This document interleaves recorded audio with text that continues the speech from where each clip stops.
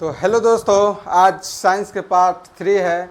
इसमें लगभग 25 क्वेश्चन है और आप कोशिश करें कि इसमें 20 क्वेश्चन लगभग सही कर पाएँ, तो आपका तैयारी बेहतर है। तो आइए देखते हैं क्वेश्चन नंबर 1। निम्न में से कौन सा कथन सही है? बोल रहा है एक मोल कार्बन में कार्बन के 12 परमाणु होते हैं, जो कि, और बी में कह रहा है अणु परमाणुओं का बना होता है, और सी में कह रहा है विभिन्न तत्व के परमाणु के द्रव्यमान समान होते हैं। सिल्वर का संकेत एस होता है। तो आइए देखते हैं। बोल रहा है एक मोल कार्बन में कार्बन के परमाणु 12 होते हैं। नहीं, एक मोल में कितना होता है? 6.0223 गुना 10⁻23 होता है। बोल रहा है अणु परमाणुओं का बनाता है, जो कि बिल्कुल सही है। सी में बोल रहा है विभिन्न तत्वों के परमाणुओं के द्रव्यमान समान होता है। नहीं, जब तत्व अलग अलग है तो उसका द्रव्यमान समान कैसे हो सकता है? बिल्कुल गलत बात है। सिल्वर का संकेत एस होता है। नहीं, ए जी। एक वस्तु 10 मीटर प्रति सेकंड के वेग से चल रही है, तो उसका द्रव्यमान 2 kg है, तो उसका संवेग कितना होगा? संवेग बराबर होता है P बराबर mv। तो m क्या है? द्रव्यमान है। द्रव्यमान कितना है? 10। नहीं, द्रव्यमान क्या है? 2 है।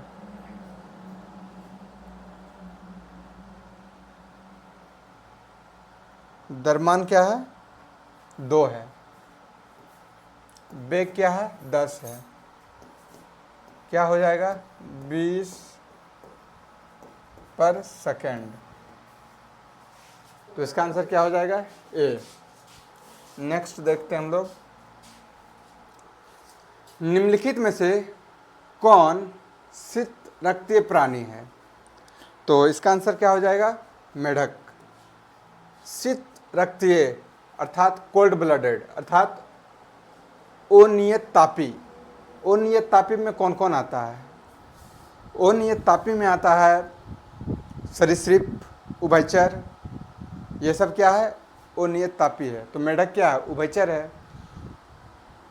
और एक होता है नियत तापी। नियत तापी में कौन कौन आता है? मनुष्य हो गया, पक्षी हो गया, स्तनधारी, ये सब आता है।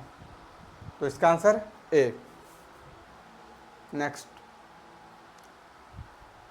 एक गेंद के ऊपर एक गेंद को ऊपर फेंका जाता है, तो उच्चतम बिंदु पर उसकी वेग क्या होगा? से कोई भी गेंद को जब हम पूरा एनर्जी से ऊपर फेंकते हैं, तो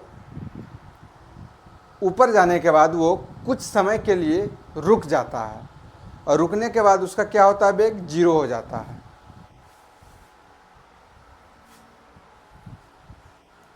इसका आंसर ए होगा। नेक्स्ट क्वेश्चन नंबर 31 है, जड़त्व का गुण किसमें होता है? तो जड़त्व का डेफिनेशन क्या है? अगर कोई वस्तु अस्थिर है तो अस्थिर रहेगा, गतिशील है तो गतिशील रहेगा। जब तक कि उस पर कोई बाह्य बल ना लगाया जाए, तो उसके स्थिति में कोई भी परिवर्तन नहीं होगा। तो देखते हैं इसका। किसी किसी वस्तु में होता है। नहीं, जो कि बिल्कुल गलत है। प्रत्येक वस्तु में होता है। बिल्कुल किसी भी वस्तु में नहीं होता है। गलत। केवल गतिशील वस्तु में होता है। गलत। वस्तु अस्थिर है तो अस्थिर रहेगा, गतिशील है तो गतिशील रहेगा। अगर जो उसके स्थिति में परिवर्तन करना है तो बाह्य बल लगाना पड़ता है। तो बोल रहा है केवल गतिशील में रहता है। नहीं, अस्थिर है उसमें भी रहता है। तो नेक्स्ट देखते हैं। निम्न कथनों पर विचार कीजिए। धातु के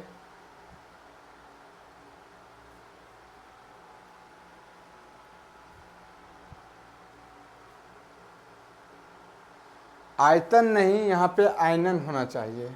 आयनन, आयनन,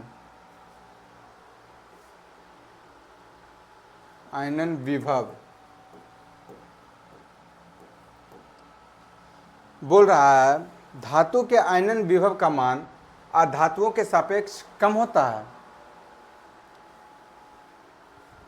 दो में बोल रहा है अधातुओं के आयतन विस्तार का मान धातुओं के सापेक्ष कम होता है। तो आइए पहले समझते हैं कि आयनन विभव होता क्या है।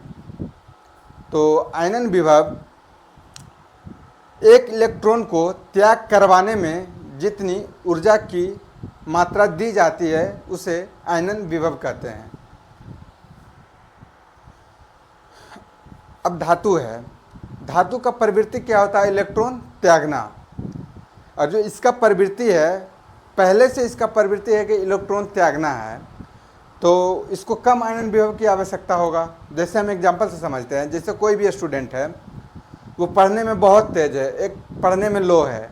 जो पढ़ने में तेज है उसको सिर्फ हिंट मिलेगा तो वो अपना काम कर लेगा, लेकिन जो पढ़ने में लो है उसको बहुत ज़्यादा, उसके पीछे बहुत ज़्यादा मेहनत करना पड़ेगा। तो ठीक उसी प्रकार से देखते हैं, धातुओं के आयनन विस्तार का मान अधातुओं के सापेक्ष कम होता है, जो कि बिल्कुल सही है। अधातु में आयनन विभव कम देना पड़ता है और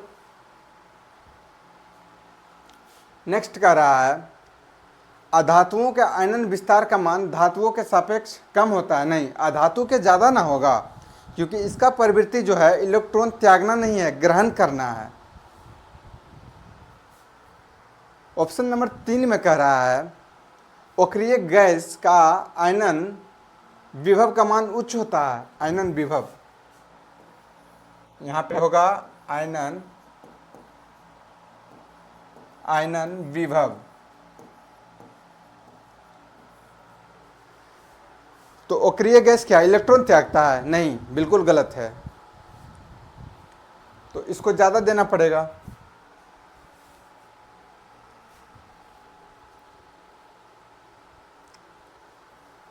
अक्रिय गैस का आयनन विभव का मान उच्च होता है। बिल्कुल बिल्कुल सही है, क्योंकि इसको ज़्यादा देना पड़ेगा। ये धातु है नहीं, तो ए सही है और 3 सही है। ऑप्शन नंबर सी सही हो जाएगा। नेक्स्ट देखते हैं हम लोग। बोल रहा है तारा मछली समुद्री खीरा होना चाहिए यहाँ।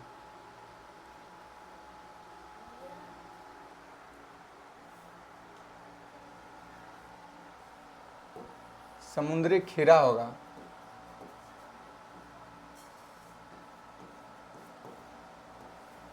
समुद्री खीरा। ये सब जीव जो है किस संघ में आता है? तो इकाइनोडर्मेटा में आता है। याद रखिएगा, इकाइनोडर्मेटा में जितने भी जीव आते हैं सभी समुद्री होते हैं, तो इसका आंसर इकाइनोडर्मेटा होगा। Next,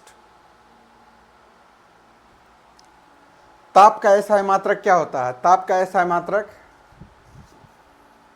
kelvin. नेक्स्ट देखते हैं हम लोग।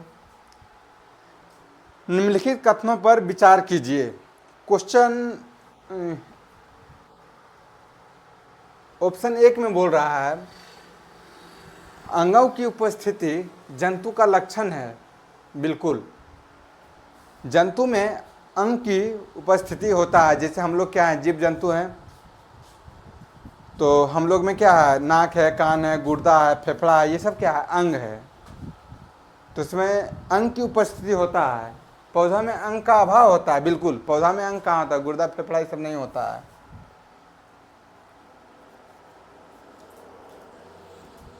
दोनों सही है।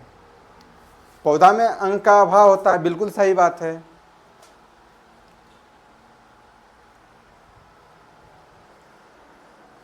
क्वेश्चन नंबर 36 कह रहा है दो कर्मिक श्रृंगों अथवा गर्तों के बीच की दूरी को क्या कहते हैं? तरंगदैर्घ्य कहते हैं। क्या कहते हैं? तरंगदैर्घ्य। नीला थोथा को गर्म करने पर इसका रंग नीला से बदलकर हो जाता है सफेद।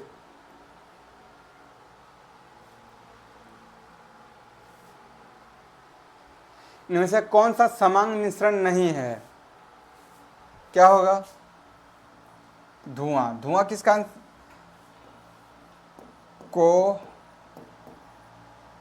कोलाइड। और कोलाइड किसका है? एरोसोल का उदाहरण है। क्या होगा? डी। 1 मोल ऑक्सीजन में कितने अणु होते हैं? 6.002 गुना 10⁻23 होता है।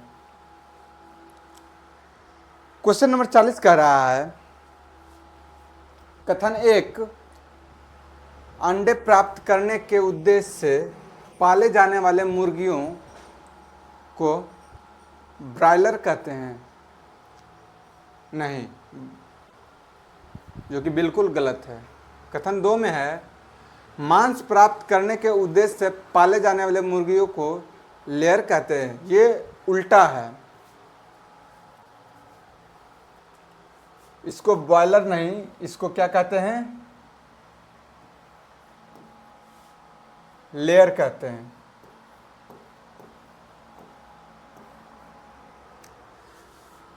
जिससे अंडा प्राप्त करते हैं, जिस मुर्गियों को, जिसको पालते हैं, उसको लेयर कहते हैं। और जिससे मांस प्राप्त करते हैं उसको क्या कहते हैं? ब्रॉयलर। इसको क्या कहते हैं?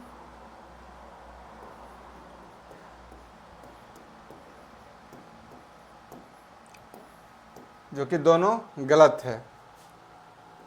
Option D.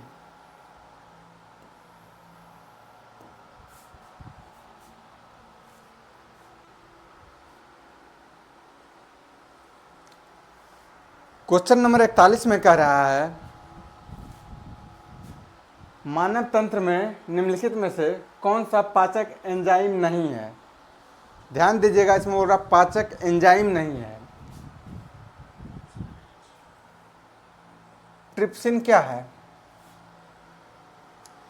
एंजाइम है। टाइलिन क्या है? एंजाइम है। पेप्सिन क्या है? एंजाइम है। लेकिन गैस्ट्रिन क्या है? गैस्ट्रिन क्या है? हार्मोन है।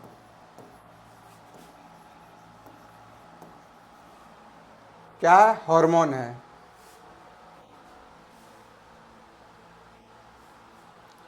मशरूम क्या है? मशरूम एक कवक है। मशरूम एक कवक है।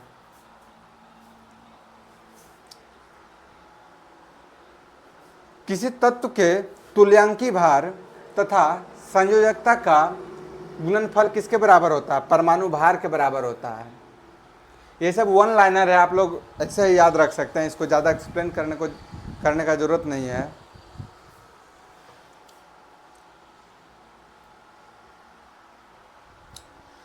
मनुष्य के रक्त में उपस्थित हेमोग्लोबिन की कार्बन मोनोऑक्साइड से अभिक्रिया करने की क्षमता ऑक्सीजन की तुलना में कितनी गुनी अधिक होती है?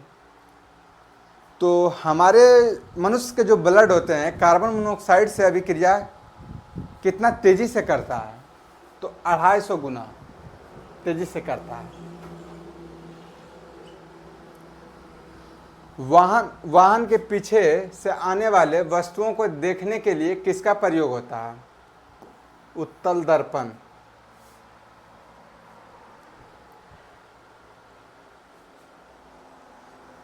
निम्नलिखित में से किस धातु के विद्युत प्रतिरोधकता सर्वाधिक होता है? टंगस्टन।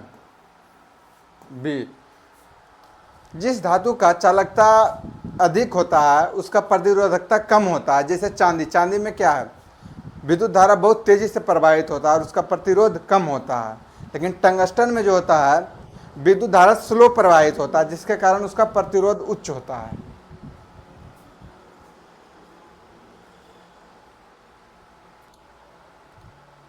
जैव विविधता के कम होने का मुख्य कारण कौन सा है? क्या बोल रहा है?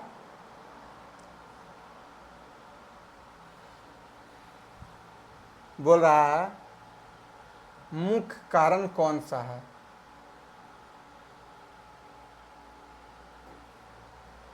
इसको सही करो रे, कैसे हो रहा है इससे? हाँ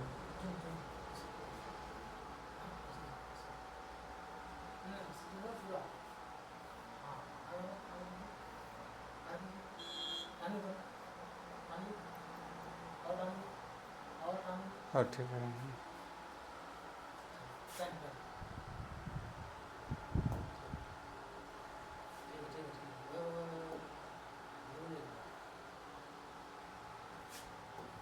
मुख्य कारण कौन सा है? तो देख रहे हैं, आवासीय प्रदूषण, विदेशी प्रजातियों का प्रवेश, अत्यधिक दोहन, आवासीय विनाश। जैव विविधता के कम होने के कारण तो सभी हैं इसमें, लेकिन मुख्य कारण पूछ रहा है, तो मुख्य कारण कौन सा है? आवास का विनाश, आवास का विनाश।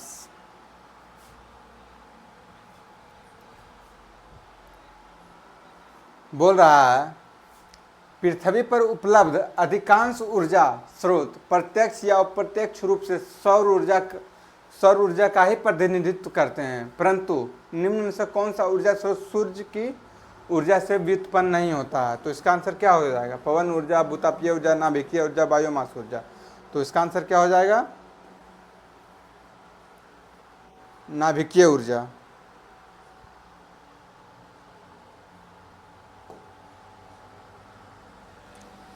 इसका आंसर क्या हो जाएगा? नाभिकीय ऊर्जा। निम्नलिखित में से कौन एक सर्वाधिक भंगुर पारिस्थितिकी तंत्र है जो वैश्विक ताप द्वारा सबसे पहले प्रभावित होता है? तो इसका आंसर अंटार्कटिका एवं ग्रीनलैंड के हिम चादर होगा। आप लोगों को भी पता होगा ये आंसर।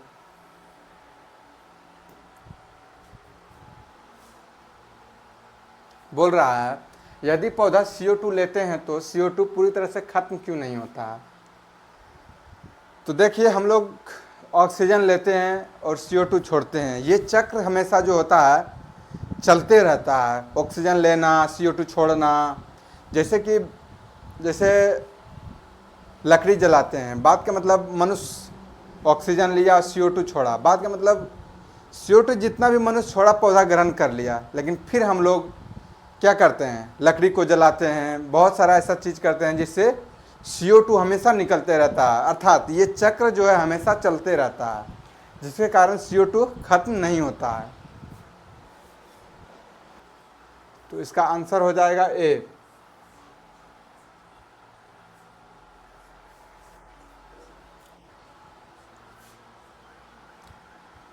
तो आपको अच्छा लगे तो लाइक ज़रूर कीजिए और अपने दोस्तों को भी शेयर कीजिए। Thank you. मिलते हैं नेक्स्ट पार्ट में हम लोग।